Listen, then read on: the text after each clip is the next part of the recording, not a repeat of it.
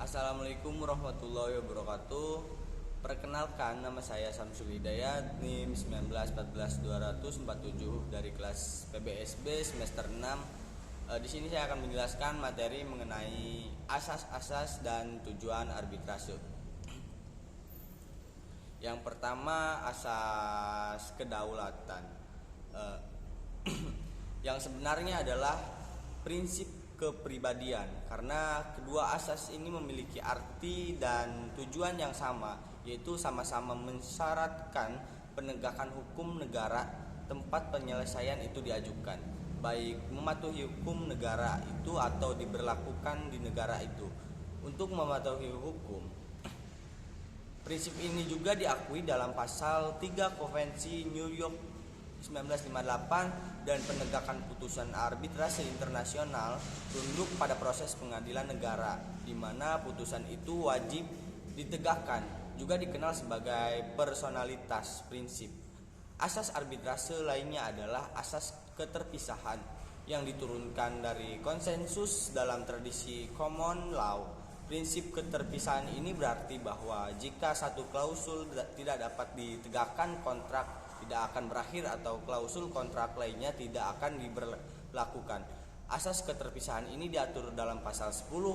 Perjanjian arbitrase adalah meninggalkannya salah satu pihak, pailitnya salah satu pihak, inovasi pailitnya suatu pihak, pewarisan atau persetujuan para pihak untuk mengadakan suatu perjanjian. Perjanjian arbitrase, syarat-syarat pemutusan kontrak induk jika pelaksanaan kontrak dilimpahkan kepada pihak ketiga dan berakhirnya atau batalnya kontrak utama. Gunawan Wijaya menyatakan pada prinsip ini, perjanjian arbitrase tidak sah dipengaruhi oleh validitas kondisi penghentian misi. Asas keadilan terdiri dari beberapa prinsip: hakim pasif, prinsip persidangan terbuka, prinsip mendengarkan kedua pihak, prinsip membenarkan keputusan, prinsip prosedur fee, dan prinsip diam.